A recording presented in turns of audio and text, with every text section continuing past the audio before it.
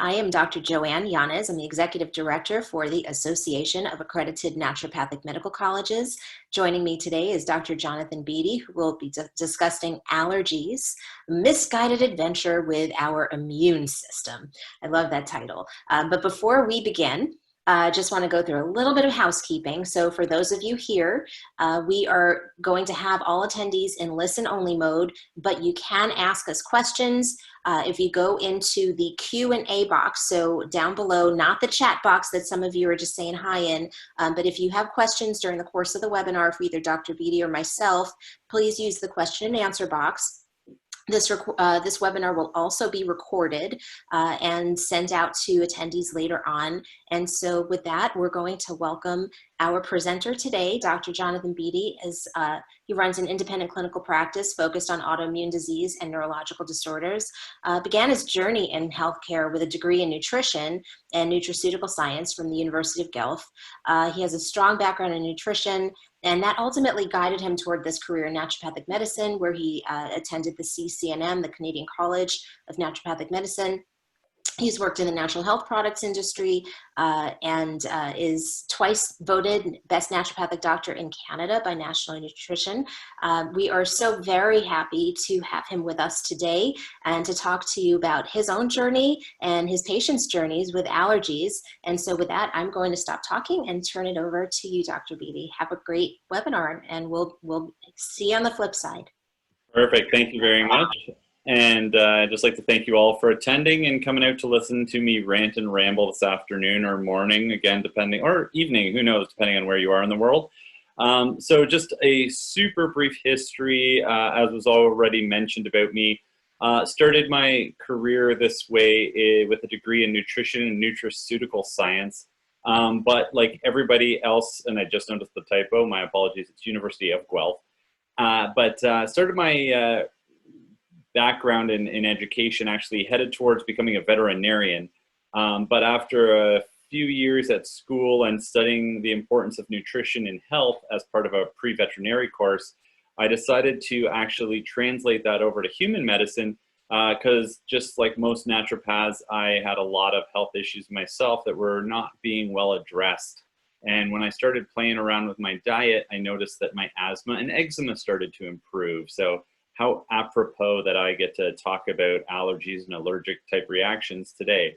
While there, I worked at the Human Nutraceutical Research Unit, and that actually led to a major part of my career as a naturopath, where we studied omega-3 fatty acids in the treatment of ADHD was a specific study that I was involved with, where we've actually found positive improvements. And that's kind of ironic only in the sense that if you know where Guelph, Ontario is, it's one of the most landlocked places in North America you can really get to. And so, of course, fish oil was one of our major focuses. And even though we're nowhere near where fish could be harvested. And then I've been in practice basically since 2007 after I graduated. About a year later, I obtained my license to do intravenous and parenteral therapies. And then Ontario's regulated a little differently than some places. And as of 2017, we were allowed to prescribe certain medications. So I went ahead and, other than the fact that I had a daughter in 2016 and then a son in 2018, so that led me to getting my prescribing license in 2019, because with two young kids at home, that took a little bit of extra work to get to. But our topic today, we're going to discuss about allergies, and a misguided adventure in the immune system is pretty much as best a summary as I can make for it. And the reason behind that is because allergies are kind of this weird thing where it's basically an inappropriate immune response to a common antigen. Like basically, if you have a reaction or a sensitivity reaction to something you're supposed to in our environment, we don't think anything of it. You know, you get an infection, you mount a strong immune response to it, that's everything working in order. An allergy is basically when your body mounts that strong immune response to something that it doesn't for most people. And that's what kind of makes allergies interesting, is because it's an environmental trigger our body has decided is an enemy, even though it's really not. So Really, the agenda for today, we're going to discuss, sort of the basics of our immune response and how allergies develop. We'll cover a little bit regarding sort of different types of allergies and hypersensitivities. And you'll notice I kind of swap back and forth a little bit here, but we will get into actually describing the difference between a true allergy and a hypersensitivity response. So anybody with a little bit of background in immunology will realize that most of what people describe as allergies are in actuality not true allergies, but are actually just a type of hypersensitivity response. We'll get into a little bit of the basic physiology.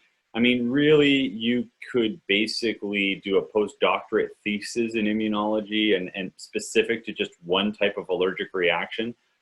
It's very, very complex. So we'll gloss over it a little superficially, admittedly, but try to get at least the basics so you understand where we're coming from. Then we'll touch again pretty basically on risk factors for developing allergies. And then, of course, get into some more sort of naturopathic approaches to them. And then we'll end off with a quick sort of patient case study that I just want to bring up. And I chose one that was particularly, I thought, demonstrated the complexity of allergies because it was a case of a woman that I've been seeing for about 5 years. And it took us a significant amount of time to finally get everything under control. And when we get to that case study, you'll see what I mean. So how allergies develop, I'd be lying if I said we knew.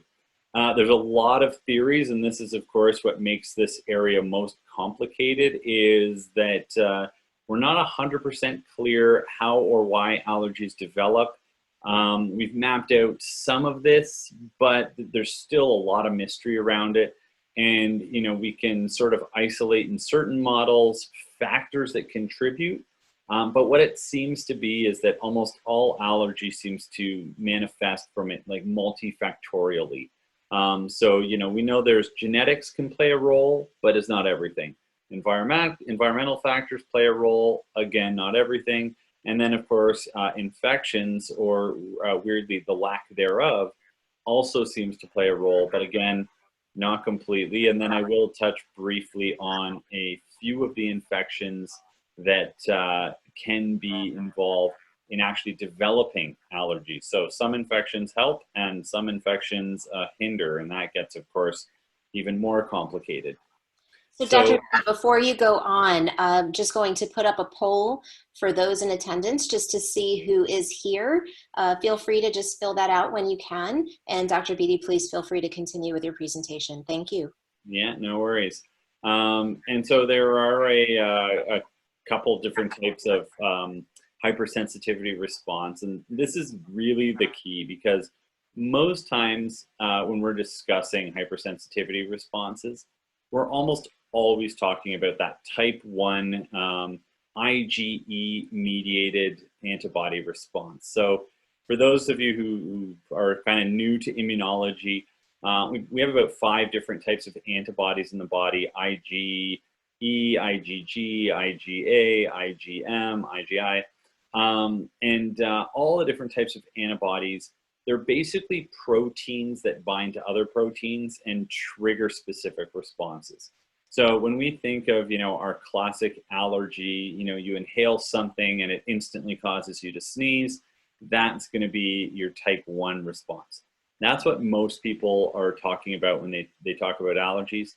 Then we get our, type 2, our IgG or IgM response, in which case this is what triggers our body to attack weirdly host cells. So it's again an allergic response, but mitigated a little bit differently. Then we can get into the type 3, and this is where things get really complicated. So basically what's happened is an antigen has invaded your system, now is bound up by an antibody, and this soluble complex of antibody antigen kind of floats around in your body, and it triggers your immune system to respond and attack. And you'll notice I kind of focus that it tends to focus on the joints or the kidney, and that seems to be areas where these antigen antibody complexes congregate. We're not 100% sure why, other than it may be that they can kind of go into the joint synovial fluid, but then it's hard to actually remove them. And so it just kind of happens that they get deposited there because it's easy to kind of get them in and difficult to get them out. And then with the kidney, they basically get stuck in the glomerulus, which is in the nephron where the filtration happens. And kind of, fast forward to well into your naturopathic career, if you start to see people with chronic kidney disease, look for type 3 reactions, because most doctors aren't, at least up in Canada where I am, aren't actually that interested in the mechanism behind their patient's kidney disease. They basically just identify it and keep an eye on people until they end up on dialysis. This is part of the reason I like being a naturopath, is you get at the why they have the disease. And if you can actually block this from happening, the really interesting part is over time, these antibody antigen complexes will degenerate. They'll break down. They have a half-life. And so what you can actually see is you clear up that antibody antigen complex, and the kidneys can actually improve, which, again, there's not really a drug that does that for people. And then, of course, we get our type 4 mediated response. And this is another interesting one where it's no longer antibody related. So in this case, you have these Th1, or what we usually refer to as your helper cells. And these cells can identify an antibody or antigen, and they then activate the macrophages without the presence of antibody. Why this gets a little bit tougher is diagnostically, many of our tests looking for allergy look for the antibodies. So if you don't have that antibody circulating in the blood, it's a lot harder to identify these style of reactions, just because our testing usually revolves around getting people to, getting to identify the antibody itself to figure out what the person is, quote unquote, allergic to. And so these type 4 hypersensitivity responses, they sometimes go missed for a very long time, because we know people are having a reaction to something, but it's hard to identify what without being able to quantify the antibodies. Then, of course, what happens during the course of the reaction.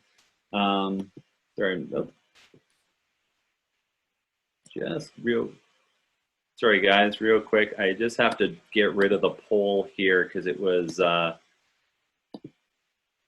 covering my screen, so it's making it a little tougher to watch. So again, what happens during an allergic reaction? So during a true allergy, really what happens, the antigen it gets exposed to the system via, be that in your nasal cavity, or you ingest it. The antigen gets bound by the antibodies and then on the mast cells and the basophils. And then these reactions are immediate. And this is where you get this release of what we call vasoactive molecules. So these are things that typically will cause blood vessels to either constrict or dilate. And that's what triggers the majority of the symptoms of an allergy. So when you get that constriction, of course, think of your classic peanut allergy.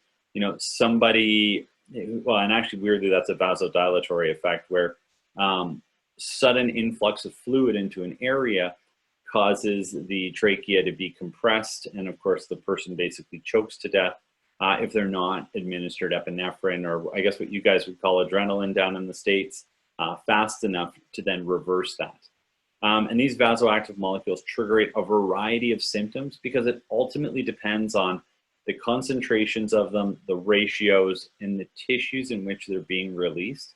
And so this is why an allergic reaction can look like anything from, a rash on the skin, where you'll get that increased vasodilatory response in the skin, to, a runny nose, to that anaphylactic peanut response. And then, of course, it can get really complicated when you start seeing these allergic reactions taking place at internal tissues, where oftentimes symptoms are difficult for a patient to actually describe or address because, of course, they're very non-specific. So some of the risk factors, and this is really where this is one of the parts of naturopathic medicine I love, is getting at why people are sick. because once you understand the cause of people's disease, then you can really treat them. Being able to identify the disease isn't all that difficult. Being able to identify the cause of the disease is where medicine gets really, really complicated. A few of the factors in allergies: pollution. We know pollution, the rates of hypersensitivities and allergies are much higher in areas with more pollution, partly because they both can actually create allergy, but they also act as irritants and things that will increase an allergic response. So if somebody's already got, say, like hay fever, but it happens to be a day with a lot of pollution, they're going to have an exaggerated hay fever response because of the impact pollution has on basically exaggerating that response. And then another interesting area is heavy metals. So these things like lead and mercury, they increase the immune reactivity of the cells, and again are associated with higher rates of allergy. So when you get into places that, say, have toxic levels of lead in their water, you'll typically see within that population a higher rate of allergic reactions being developed and allergies being developed. So that can be a big one. And then, of course, mercury, you start looking at environmental exposures. Certain cultures, depending on their diet, have higher rates of mercury intake. People that have had certain dental procedures, they can have a lot of mercury. Or I find some of my elderly population, there used to be a classic sort of wound treatment called mercurosol, in which you literally wiped mercury into your open wounds in order to prevent infection. Of course, this would translate down the road to a whole host of problems from mercury poisoning. Then, of course, we've got the familial approach, which is that family history of allergy or atopy increases your risk of developing these conditions. And we know of at least 5 gene loci associated with skin and mucous membranes that are associated with allergy development. So if you have mutations or the specific certain genes that weaken your humoral barriers, then that can increase your risk of allergy. So what we're looking at is an impairment in sort of just your non-cell mediated immune response, but just an impairment in how your skin or mucous membranes behave that allows more antigen into your system. That too will actually increase your risk of allergy. And we've been able to show this because we've done twinning studies where you can take fraternal twins who are genetically different, and then you can take identical twins, obviously they're genetically identical, and they show an incredibly high rate of conservation of allergies, which is, I think fraternal twins, it's about 8% or just under 10. And then you get into identical twins, and you're still only about 65 to 70% having the same allergies. So again, that shows you genes are involved, but there does seem to be what we call this epigenetic factor, which is you still need something in your environment that's going to turn those genes on or turn those genes off or manipulate those genes in a way that's going to cause that allergy to then show up. So just family history alone does not mean you're guaranteed to get it. And then, of course, other risk factors are infections, which is what we call the hygiene hypothesis. Basically, allergies have gone on the rise quite dramatically since we've cleaned up our environment. And so what ends up happening is the same mechanisms in our body that are designed for us to fight off certain infections and to fight off specifically parasites, if we don't expose ourselves to enough of these, it's almost like the immune system gets bored. And when it's got nothing to do, it's just kind of hanging out, waiting for something to attack. It doesn't see anything nefarious that it's supposed to be attacking. So it just decides, you know what?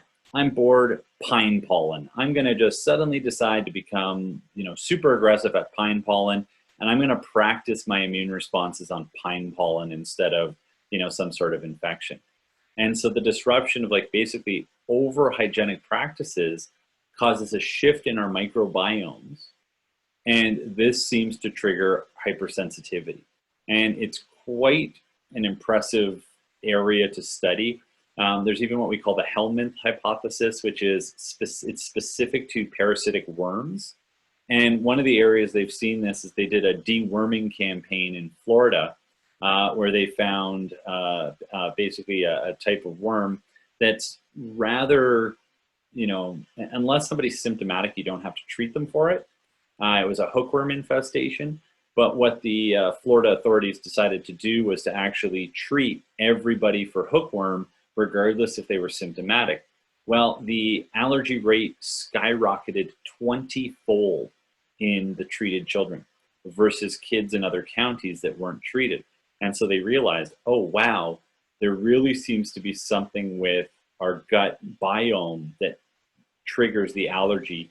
And if you don't have enough of the right stuff, just like basically having a conversation with your immune system, then you can end up developing these allergies. So naturopathic approaches, I mean, really the key to naturopathic medicine, in my opinion, I'm a very opinionated guy. I'm big on the philosophy of medicine. And number one is diagnosis. So when I see a patient, I'm looking at how I'm going to treat them. The number one thing I first have to do is identify what is happening. Are they a type 1, a type 2, a type 3, a type 4? And actually the majority of my practice is what you would call a type 5, which is autoimmunity. And then the second part is to assess the risk factors and sort of see, okay, if you've got somebody presenting in your office with an allergy, what are the controllable risk factors? Like, are any of these treatable? So when you start to look at genetics, you go, okay, well, at least in my jurisdiction, and I don't know anywhere on earth where we're allowed to do this, but, can you genetically engineer the human to remove the deficient gene? No. Okay, now we have to look at the epigenetics. What are the things that are then going to affect the activation of that gene or deactivation of that gene? And we can start looking there. Also, we look at, if it's a food, we can start to get into the idea of avoidance strategies. Hey, doc, every time I eat pizza, I feel absolutely terrible. My nose runs, I get sinusitis. Don't eat pizza. Or look at, is it the dairy? Is it the gluten? Is it egg that's used in the crust? What part of that food is triggering the person? And then from there, we can look at a whole variety of things from just, symptom management, balancing out the physiology of the body, or even desensitization therapy, which can be in the form of allergy shots or oral desensitization therapy, whereby what you're doing is you're actually providing very, very micro dose amounts of the antigen in order to let the body practice and get exposed to it so that it doesn't overreact when it sees it. Probably one of the most effective areas for this is egg allergy, where introducing very small amounts of egg protein often leads to desensitization, where the person no longer is allergic to it. So there are ways that, in a way, you can basically train the immune system out of having the allergies. And then I just want to share with you a quick sort of patient success story. And I really like this case as a demonstration because this woman probably had some of the most complex allergies that I've seen. And it was also the sort of levels to which we went to resolve it. So when I first saw her, she came to my office, 54 years old, chronic sinusitis, laryngitis, shortness of breath, asthma. Anosmia is the technical term for unable to smell. She was not a big food person because food, taste is about 80% smell. So she didn't really care what she ate because she couldn't taste it anyway. She also had arthritis. One of the main reasons I think she presented actually in my office was she wanted to lose weight, which is something I absolutely do not focus on in my office. I focus on, health, but if your goal is just weight loss, there's a million weight loss clinics in the world you can go play at. I'm interested in getting my patients healthy. And then she also had some cardiac concerns, mildly high blood pressure. She had high cholesterol, a few things that way. So this is an area where, we sat down and she'd had these allergies her whole life. So to her, this was something that was just, 54 years. She's, as far as she could remember for the last 50 years, this has been an everyday thing for her. So she wasn't even concerned with treating it because, in 50 years, no doctor had ever looked at her and said, well, let's treat your allergies. She took antihistamines literally every single day.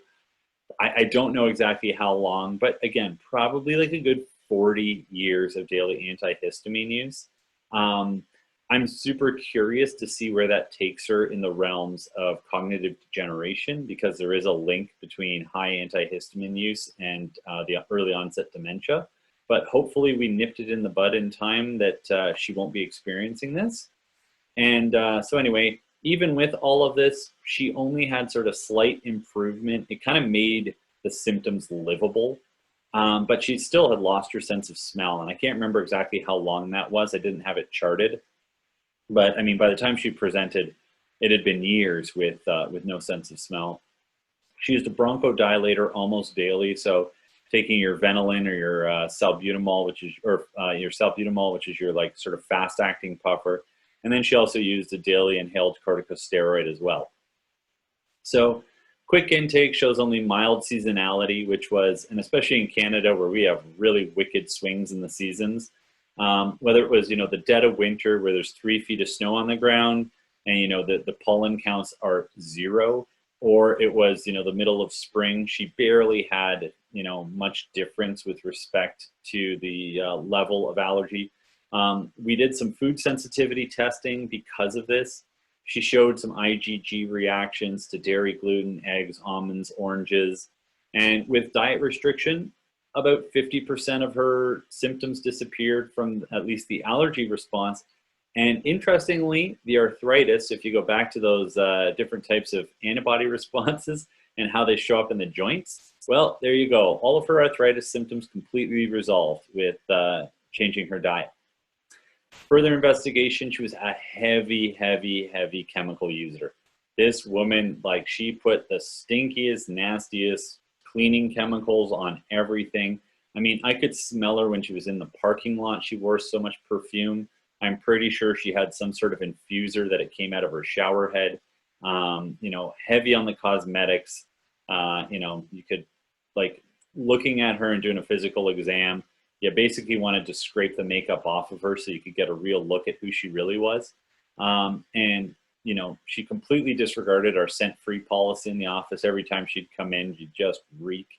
And anyway, I convinced her that this could be affecting the other part of her sinuses. And now that she had no arthritis and she'd seen such a reduction with the food, she decides to follow my advice. And with just completely changing her cleaners and her body care, all of a sudden her sense of smell returned. At which point I think she could finally smell how much perfume she was wearing in the past. Still has occasional symptoms, the occasional asthma episode, but does now have days of complete relief. So this is, again, huge, huge changes from how this woman presented. And by this point, we're probably a year and a half into treatment. Patient, she retires, goes on a big retirement trip, magically no symptoms for 3 weeks. So I jokingly suggest she moves to Italy because that's where she was. But then I also think, of course, well, what's the one factor that's really changed here? You're not in your house. And sick building syndrome, especially in Canada where we insulate our houses like crazy because it gets so cold here, it's a big issue with internal molds and other allergens kind of being locked in your house. Bearing in mind your indoor air quality is about 4 times worse than outside. And so she does a bathroom reno in her master bathroom after she retires and reveals one of the most complex mouse infestations the exterminator had ever seen. No mice in her house, like proper, running around on her floors and things, but they were basically living in the walls. And there was a huge network. And then they could exit outside through a hole in a crack in her bricks. And so upon resolution of this infestation, the symptoms completely resolved. So here was a woman that had this really complex allergy where it was related in part to foods, it was related in part to some of the chemicals in her environment, and then it was related to probably molds and animal dander that were present and were getting into her HVAC system, so her heating, ventilation, and air conditioning, via this mouse nest. And because of that, that's why her house was causing her problems. Again, we resolved all the different causes of it and got rid of her allergies entirely. Now, during all of that, we would have used, herbs, supplements to try and manage your symptoms. And mitigate them and provide her some relief as we went through this whole process. But the majority of it was, again, back to that naturopathic principle, is treat the cause. So really looking at, okay, if this person's got allergies, what is she responding to? And we looked into that and figured out exactly what her reactions were, targeted those, removed the cause from her life, and with that, we removed her disease. So I am coming a little bit close to the end of my time. So just a quick sort of finish off what I love about naturopathic medicine. Number one, helping those that have been failed by conventional approaches. Why? This is my life story. I was asthma and eczema my whole life. As a young child, multiple trips to the ER, on oxygen. I was the kid, I loved playing sports, and I always had a puffer in my pocket or in my sock. And it really heavily limited my ability to enjoy sports, because I literally could not run the length of a soccer field without needing a puffer in order to breathe. Since I've kind of cleaned up my own self, I don't own a puffer anymore. I've run marathons without it, and it's been a complete shift in who I am. Like my asthma or my eczema was so bad when I was in high school, the doctor thought I had flesh-eating disease. And ironically, I worked at a Dairy Queen, and my eczema was triggered by a dairy allergy. So that complete shift in how I approach my life really helped. So I like helping those like myself that were failed by the conventional approaches. I like to think I'm a critical thinker. I love analyzing the data. And one of the coolest parts about naturopathic medicine is really problem solving difficult cases, putting together complex patient pictures, coming up with what's going on, and really genuinely helping people. And from that, I find, like, people say, oh, there's not a ton of research in naturopathic medicine. I'll argue that to my death. The research is just less direct than you see with sort of pharmaceutical medicine, where it's like, patient has high blood pressure, slap an antihypertensive their way, bring the blood pressure down. Have you treated or helped them really? No, not really. You've bought them some time to get better. But as soon as you remove that drug, you're not, like, their blood pressure is going to go right back up. So if you fix their hypertension, no, you've controlled it. You've managed their illness. Problem solving the difficult cases, looking at why do they have the hypertension in the first place. I'm not anti-pharmaceutical. I'm not saying there's not a role for those drugs. But again, they were designed to buy you time to actually make the changes to make the condition go away. And then the other reason I love being a naturopath is the wide scope of practice, which allows for individualization of treatment approach. I've seen patients with, everything from chronic sciatica, where we're doing acupuncture treatments, to that allergy case like I spoke about. I treat a number of patients with MS. I'm what's called a DAN doctor, which is Defeat Autism Now. So I do a lot of biomedical approaches with autism. So it just allows you a lot of options to treat in ways that are appropriate to the individual.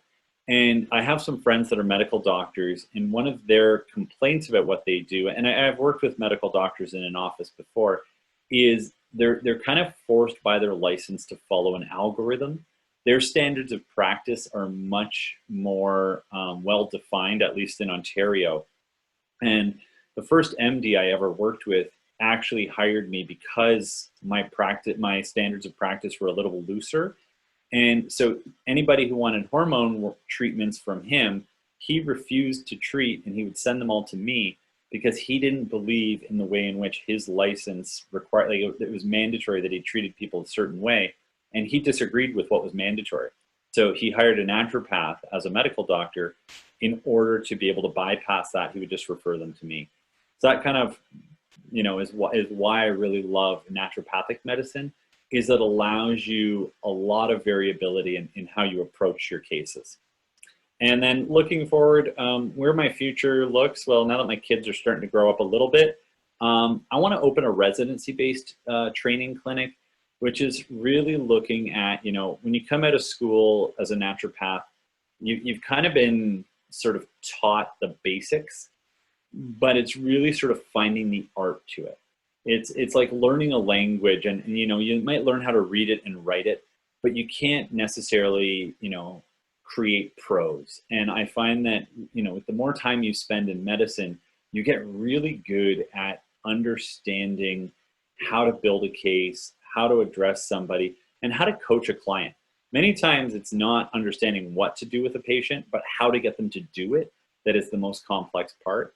So that's why I want to open a training-based clinic where I get to teach new grads some of the skills that I've learned and the pieces that you don't learn in school. And then again, going into naturopathic medicine, the one thing that I would say that it took me a while to learn, and I like to say that it happened early. It was at least 5 years post-graduation where I really started to focus on treating and coaching myself.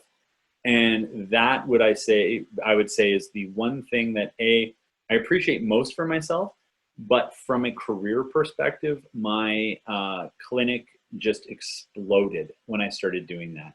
When I started really focusing on how to look at myself and how to treat myself and how to coach myself, I was suddenly able to implement that much more effectively with my patients.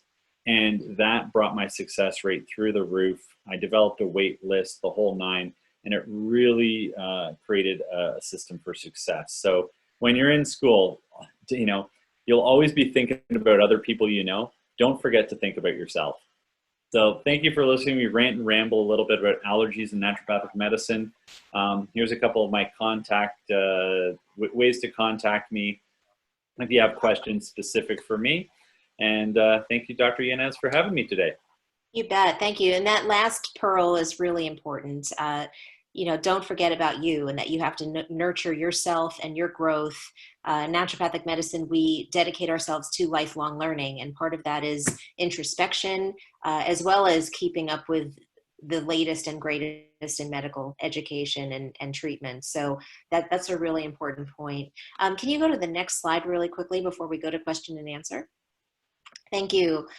So we have, like we did today, free webinars every month. Our upcoming webinar for June is on oncology and integrative cancer care with naturopathic medicine.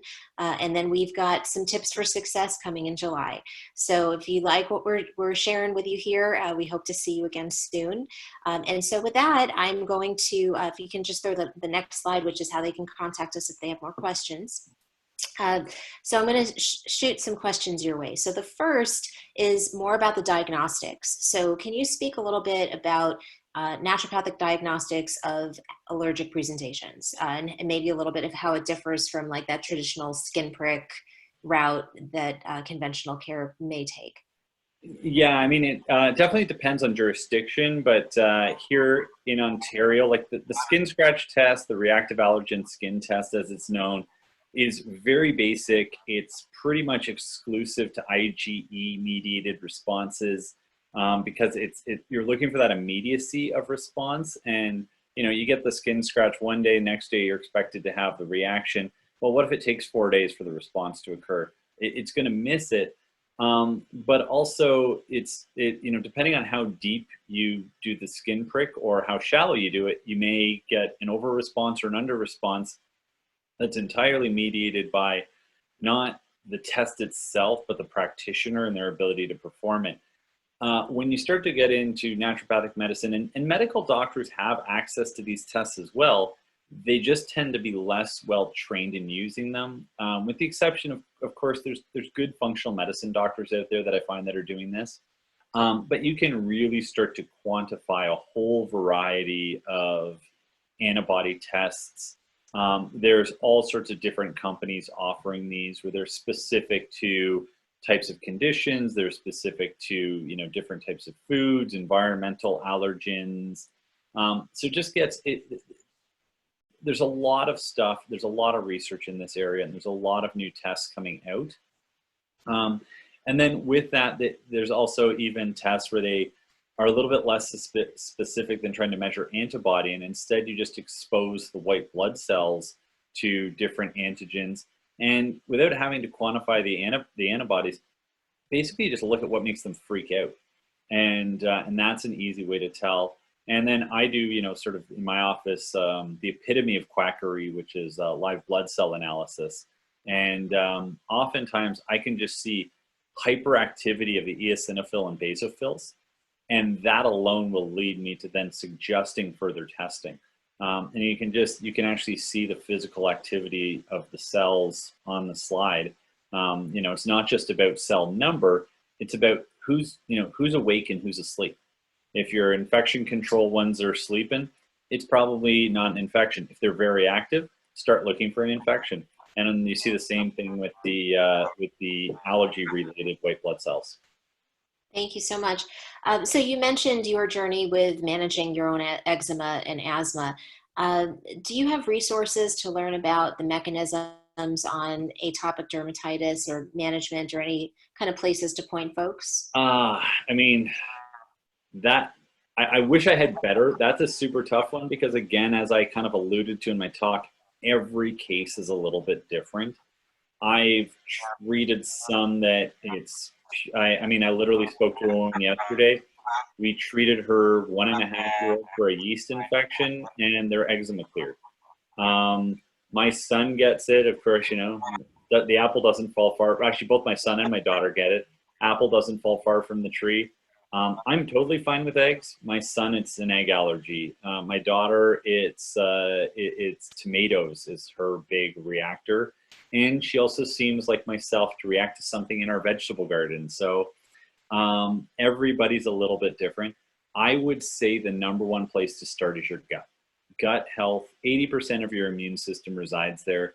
Even getting into sort of like blood testing for allergies, the fallacy of that is you're looking at less than 20% of the immune system, where the majority of it is mucosal associated lymphoid tissue, and it's less to do with your white blood cells and more to do with that.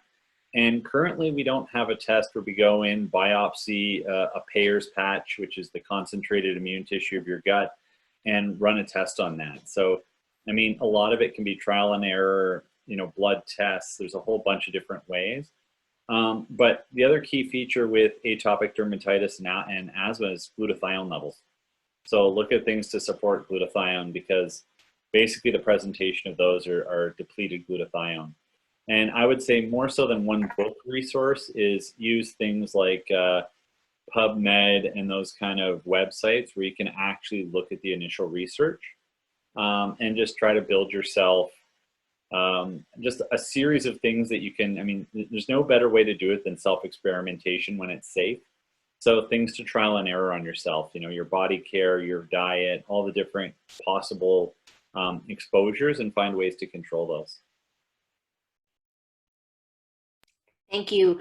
We've gotten a few questions on the use of antihistamines, either with children and or with some of the potential linkage or purported linkage for dementia. Can you talk a little bit about that? We've got a lot of questions coming in, so if it's possible to keep your answers shorter, yeah, tight, that would be great. Yeah, so antihistamines, there is a link with long-term usage to increase cognitive decline. That being said, that's with like daily use. When you start looking at, especially in kids, short-term usage, it's not that bad. Bear in mind, antihistamines, all they do is block histamine receptors. They don't specifically block the production of histamine. So all that free histamine floating around has nowhere to go but your brain. Thank you so much. Okay, next question. So I think there are a bunch in here about the gut connection and so much. But one came in here. Oh God, they're like scrolling in as I'm coming. Can you speak about any of the mental emotional component of allergies and possibly some psychosomatic connections? I mean, try and keep my answers brief. Absolutely. Biggest one would be stress there, where you start to look, when you want to get into the psychosomatic connections. I'm really big on body energetics, and think of it in a way that there's unresolved traumas and stressors that you're not dealing with, your body's going to create a aberrant defense system to deal with those things. And so from an emotional perspective, you often can see, unresolved traumas creating stressors and stress impairs the function of your immune system. The first thing stress suppresses is the suppressor side of your immune system. So overreaction tends to be the outcome. Thank you so much. Now, I do see, I want to just address this really quickly. I do see that there are some questions specific to patients or children here. So if you have somebody that you love, or in your circle with allergies, epilepsy, ADHD, etc., it really is best to get advice from a naturopathic physician or somebody local to you. We've only got about 15 minutes on this webinar. We're not going to be able to give any specific medical advice. So if you have that, Jamie can put up how to find an MD in the US and Canada. But that would really be the best route for those of you who are asking some more specific patient-centered questions. We're really going to try and focus more on the topic in generalities here, but if you've got a condition yourself or that of someone you love, it really is best to get them seen by somebody who can assess. And like Dr. Beatty said, each patient is different. Each presentation, you've got mice for one woman and you've got Dairy Queen for someone else. So it's really going to be very individualized as far as the approach and what routes of glutathione may work for one person. Somebody may need to nebulize it. Someone may need to have it internally. So all of those kind of nitty-gritty questions are probably best answered from a naturopathic doctor you see yourself. So I'm going to just I'm not ignoring you folks, but I'm going to stick to questions that hopefully Dr. Beatty can answer a little bit better. So can you talk a bit about the microbiome and microbiome diets and kind of how regulating the microbiome can assist in allergies? Yeah, that's a great question there. Microbiome is kind of like the be-all, end-all to immunology, in my opinion, where it's this, you kind of have this gut-brain immune connection. I always kind of joke, I treat psychoneuroimmunoendocrinology as kind of my shtick. Make it nice and simple. And but anyway, basically what ends up happening is with the largest concentration of nervous tissue and immune tissue in the human body being found in the gastrointestinal tract, basically what ends up happening is there's a discussion going on back and forth between the flora of our gut. I don't even want to just say the bacteria, because there's viruses there, there's fungi there, there's yeast there, there's worms there, and all of these creatures and organisms are trying to live in harmony with one another and with you, and without them we die, which is a really key thing to understand. And so these bacteria and this flora is constantly sending signals to our immune system explaining what it's seeing, and we're actually sending signals back to it, basically having a conversation back and forth with it, talking about sort of your body's state of health, how your immune system should be reacting. Are there sort of danger signals coming from the biome in your gut? If so, that'll upregulate your immune system. If your gut's telling you that everything's all clear on the Western Front, then your immune system will calm right down. So having the right biome is extremely important. And of course, every round of antibiotics or you get exposed to can deplete it. You over sanitize your environment, you'll deplete your biome. And all of these things lead to just where your immune system isn't getting the correct signaling. And from there, that's when you get that sort of aberrant function. Thank you so much. Can you discuss, there's a question here about attention deficit and hyperactivity disorder and allergies, and any connections that, if you've seen this in practice, and any connections that you may know of? Yeah, I see this in practice literally all the time.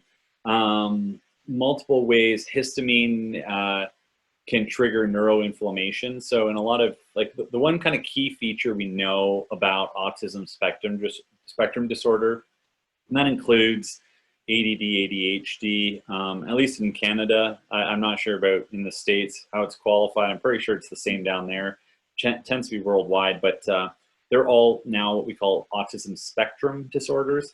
It's just sort of a level of severity. And the one key feature we know about it is encephalitis, which is brain inflammation.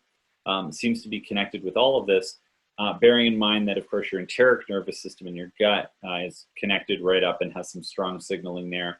But basically, histamine itself can create brain inflammation. So just constant stimulation of histamine release, can trigger constant encephalitis. And then, of course, you also get into, in response to allergen exposure, you secrete these proteins that will create a leaky gut in order for your immune system to address certain infections or problems at the mucous membranes. But these same proteins tend to also disrupt the integrity of the blood-brain barrier, suddenly creating leaky brain at the same time, allowing different excitotoxins and other compounds access to the brain that they don't normally have. And so with this, you'll typically see this excitatory response in patients with the encephalitis. Thank you so much. So there are several questions about some of the more common therapeutic options available, whether it's herbal medicine or things like vitamin C or glutathione.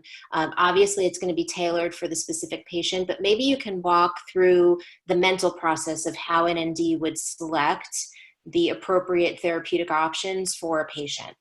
Yeah, so there's a wide variety of them. I mean, a lot of those are more just like safer kind of functions of antihistamine. So one of the big ones is quercetin, which helps stabilize mast cell membranes to make it, basically means it needs a larger signal before it'll start to release histamine.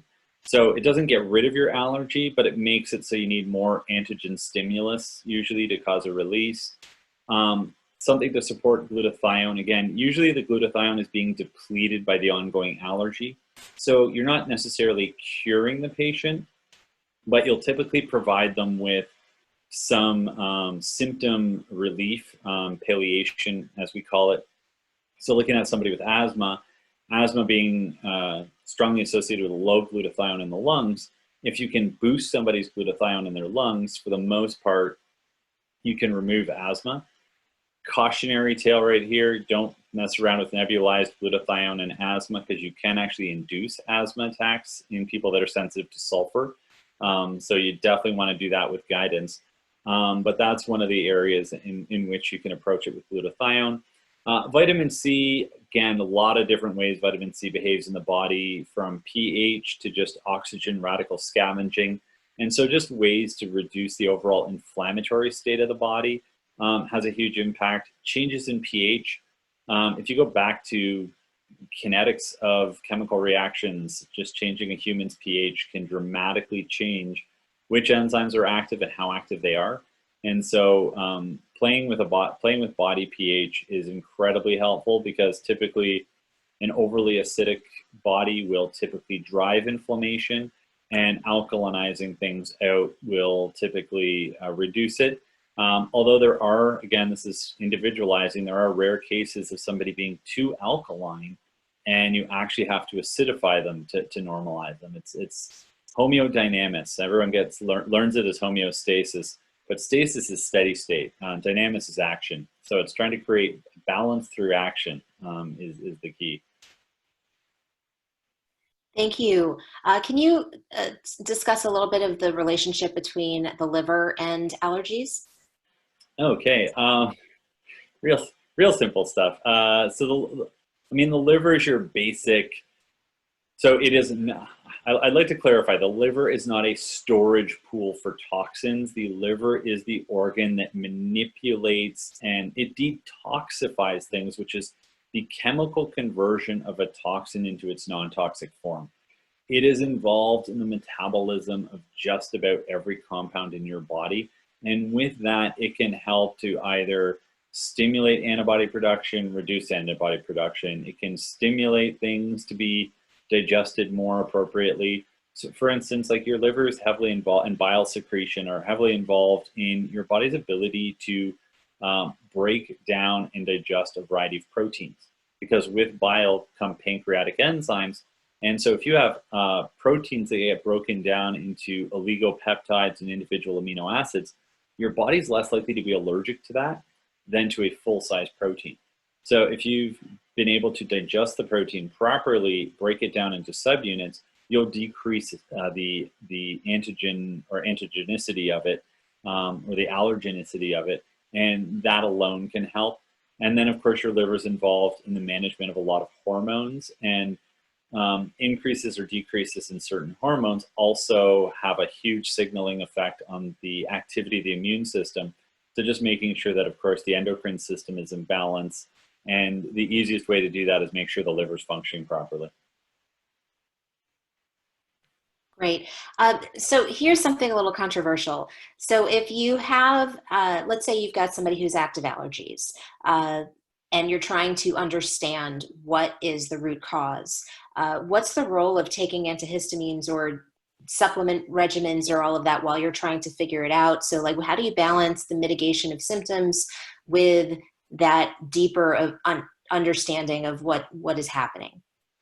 That's a great question, and that's where the art of medicine comes in, because I don't think, one right answer for every patient. It really comes down to what I call informed consent, which is having a discussion with a patient about, risks, comfort levels, things like that.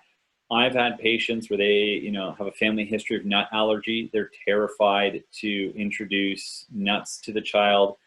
The current research suggests that the earlier you actually start the kids on nuts, the less likely they are to have a reaction to it. But what if they do have a reaction to it and you're dealing with like a 7-month-old? So I'll advise them to sit in the ER parking lot, give their kid a nut, and watch and see what happens, so that at least if there is a reaction, they basically just walk the child right into urgent care and get immediate treatment. That's kind of like your worst case scenario. And really what it comes down to is a discussion with the patient. And again, depends on the symptom severity. Like I myself with eczema, I did trial and error with my diet to figure it out, where a lot of it was just eat an ultra restrictive diet for a while, watch my symptoms go away. So then I knew it was a dietary trigger. But worst case scenario, if I eat the thing that I'm allergic to, my eczema comes back. So I mean, I could live with that. I'd lived with it for, 20 years by that point anyway. Actually more than that. So, I mean, at that stage for me, it was just, hey, let's try eating this and see what happens. And so it really comes down to severity of symptoms, individualization, but understanding that if you're on an antihistamine or supplements that reduce or remove your response, you're not going to be able to figure out what you're sensitive to.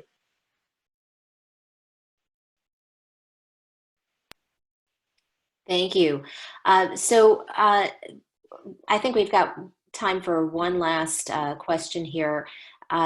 So there are a number of folks who've asked in regards to trying to figure out the root cause of what's going on, and whether it's hay fever or what have you. And you did just mention avoidance, which is identifying and addressing the root cause. So for those who either don't have an ND right away, what is it that they could do right now themselves just to mitigate this while they're trying to find an ND? Well, I guess the easiest way is to try and control as many factors as you can. It's a tough one because, of course, if it's something environmental, you're not going to necessarily, you're going to control a ton of stuff in your diet and things like that, and maybe not necessarily see much change. But then what you have to do is actually control all those other factors through the seasons. So you have to know that, like, okay, I got to control all this stuff when I don't have the symptoms, so that when I do, get into, say, hay fever season, is it just hay fever? So it gets complicated that way. I mean, I'll also use antihistamines diagnostically. If somebody's not sure about whether something is allergy related or not, go on a short round of antihistamines for a couple of weeks. If your symptoms go away or are reduced, they're at least partly related to a histamine response. And so then you can start, it's worthwhile spending the time to jump through all the different hoops around identifying your triggers.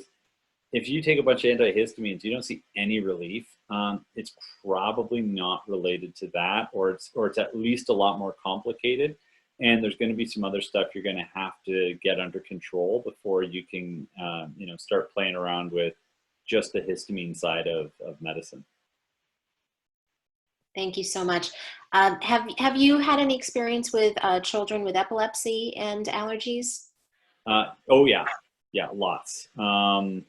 And again, that's one where allergy exposure just creates a hyperinflammatory effect in the brain. You create an acidity response. Basically, every time you have this, like the immune system drives a lot of metabolism, takes a lot of resources, and it produces a lot of metabolic acids, so lactate and pyruvate, things like that, which change the pH, and ultimately that leads to increased depolarization in the brain, and that's where you're going to see epilepsy responses.